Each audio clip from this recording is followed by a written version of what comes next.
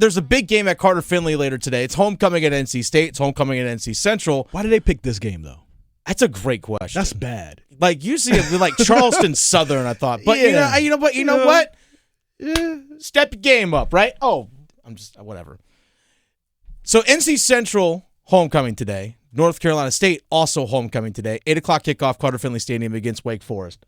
We had Lauren Walsh on. Check out the conversation with Lauren Walsh on our YouTube page, 99.9 The Fan. Elbow drop that subscribe button. This game actually does have a college football playoff impact. It does. Now, neither of these teams are going to be one of the top 4 teams and make it to the college football playoff itself. But the results of these games, and UNC as well, has an impact on Clemson. Yes. Because there's this new metric, one thing they like to throw out there, strength of record. So it's not only just your strength of schedule, but the schedule of the teams that you played and who they have beat. All right? Rankings and so on and so forth. So the fact that Wake, Syracuse, NC State, UNC all being ranked in the top 25 of the college football playoff strengthens the ACC. Now, Wake and NC State are in the 20s. Loser of this game, I believe, would probably drop out. Unless it's a super tight game, obviously, depending on what happens with other teams in the rankings. My anticipation is that they will drop out. Now, they could obviously work their way back in, but Clemson, their biggest win so far this season, 2 biggest wins, on the road at Wake Forest. Overtime game. Double overtime. On the road. Okay, that does have an impact. Quad 1 win, I believe. Throwing out the little basketball term out there. But also the home win against NC State. Yeah. Okay, those are their 2 biggest wins this season. Again, ranked opponents. Also Syracuse, a ranked opponent as well. Mm-hmm. So the Clemson Tigers need to have Syracuse continue to win. And I honestly think Clemson needs Wake Forest to keep winning because it's going to strengthen that road win. Yeah. All right? Because right now the best win in the country is Tennessee at home against Alabama. Mm-hmm. If Georgia beats Tennessee today, that's a home game for Georgia. So Clemson can say, hey, we beat a top-ranked team or a ranked team on the road. Yep. All right? That does have a weight to it. Plus, if UNC, currently number 17 right now, if they continue to win, especially if they beat Virginia in the Charcuterie Bowl later today, noon kickoff there in Charlottesville. With all the great Sperry's in the world. Exactly. All the wine and cheese you can have in Charlottesville. Enjoy some Bodo's Bagels and some Riverside Burgers while you're up there.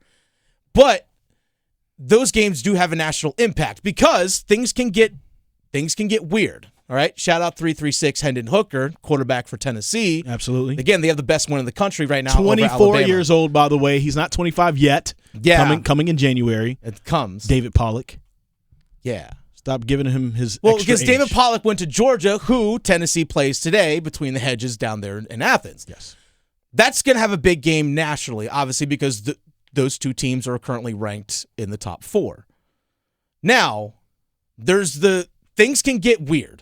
Things really can get weird, and this is how things can impact Clemson. If we're going to be all #GoACC and want Clemson to be in the college football playoff because we want the ACC to have some respect, all right, NC State needs to finish strong. Wake needs to finish strong. UNC needs to finish strong. Again, it boosts up Clemson. But who's to say that the playoff, if TCU goes undefeated and we get this weird thing where Tennessee loses to Georgia, but then Georgia loses to Alabama in the SEC championship game, all 3 of those schools have 1 loss, all having beat each other. Things are going to get weird, and I don't know what the college football playoff committee. I know Boo Corrigan's the head of it right now, but who's to say that they don't put 3 SEC teams in there, or at least 2? I'm just saying. Let me at least say this, though. I think that Wake Forest needs to win this game tonight, and I think Wake Forest needs to beat Carolina. Yeah. To make it look better for Clemson, for that win that you referred to that was them on the road. And I think that gives them more gives Clemson a better leverage if we're just going for the ACC versus NC State winning this game and NC State maybe winning against Carolina. Right, I think it does more for Clemson if Wake Forest wins this game and also beats Carolina. And then also you can look at their schedule and say, well, Louisville was just a blip, right? Like they played all these other games really well, and this was just a blip. You could give it to them. But on the flip side, it also shows how unfair people are towards the ACC. Yes. Because if you look at LSU, they're ranked, and they lost to Florida State.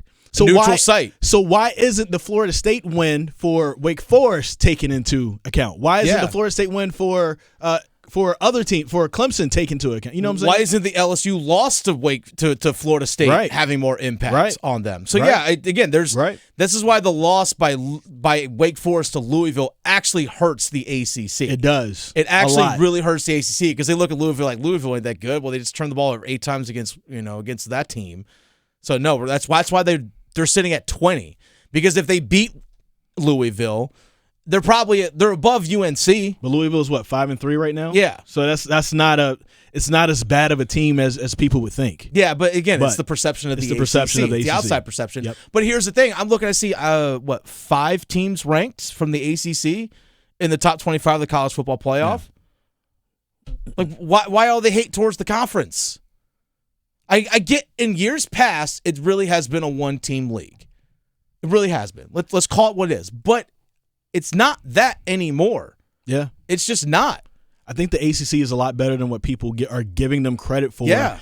And I would hope that when the 12-team CFP comes along, that maybe the ACC can kind of show people that they are better than what people are giving them credit for. Because what if a team like North Carolina, if there was a 12-team CFP, could potentially sneak into the CFP this year? That's a different conversation. Yeah, actually, someone from CBS, I forget who it was, wrote an article about how the new structure of the college football playoff is going to take place with 12 teams, because the top 4 teams get a bye, but you have to be a conference champion. Right. Now, assuming Tennessee is the conference champion of the SEC, Georgia actually would have been the 5 seed. They actually would have hosted Tulane out of where? The American Athletic Conference. This is where that brings in schools like East Carolina or App State. Yep. Because guess what? Hey, ECU doing pretty well this year. Shout out, going to a bowl game this season. Yeah. Going out. Shout out to Mike game. Houston doing his thing. They're off this week. They don't play again until Friday the 11th. But who's to say that, okay, ECU under Mike Houston, you continue to build. Why can't you be that 12th spot over Tulane? Now, Tulane's had a pretty good season. I know ECU went on the road and lost to Tulane. Again, Tulane, Green Wave, really good. But could you imagine ECU in the playoff? ECU. Like, that's a legit thing. That could be ECU. That's a legit thing. Yeah. And it's important for these games where we see UNC playing App, NC State playing ECU. These games are going to matter not only just to the ACC, but they're going to matter to the American as well. Because guess what? If you have a win over an American team that might make it to 12 in the college football playoff, let's say, again, NC State over ECU, for example, earlier this year, that boosts NC State, which helps boost the rest of the conference. So, yeah, these things are going to have major implications. But it helps to keep these conferences around, too. And that's the big thing. Yeah. Because now with this, that UCLA USC move to the Big Ten looks kind of silly. Yeah. Because are you going to ever have a shot to make it to the CFP in the Big Ten? Well, I don't know. With the expansion, who knows? With the expansion, who knows? There's a lot more opportunities. But if we're also talking about opportunities for American League teams and you know, and Sun Belt teams and things like that, that lessens the opportunity for others, right? Because, you know, of course, you know, we could see a situation where the SEC gets 3 in, but that also lessens the opportunities for others if we're talking about these other conferences. So it's going to be tougher. You're going to have to legit win your conference to make sure you have a chance. Oh, yeah. That's obviously going to be your guarantee. But again, I mean, UCLA sitting right now, they're sitting at 12. Yeah. They would actually fringe would be getting in. So yeah, there's a lot of things that come factor into it. But we won't see that for a couple of years. Right. But you have to make sure that you're setting yourselves up in those couple of years to be in position to make the college football playoff. But again, today has an impact. Wake Forest, NC State has an impact on the ACC as a whole. UNC, for example, if UNC loses to Virginia, they're going to drop way out of the top 25. They're currently sitting at 17, but if you lose on the road to Virginia, you lose all your respect. Like, no, you got blown out by Notre Dame and you lost on the road to Virginia? Okay. Yeah, even Duke beat them. Exactly. Yeah. Exactly. And then when UNC, if they win the Coastal, which we assume they are going to do, and they get run out by Clemson, that doesn't help Clemson. It doesn't help the league as a whole.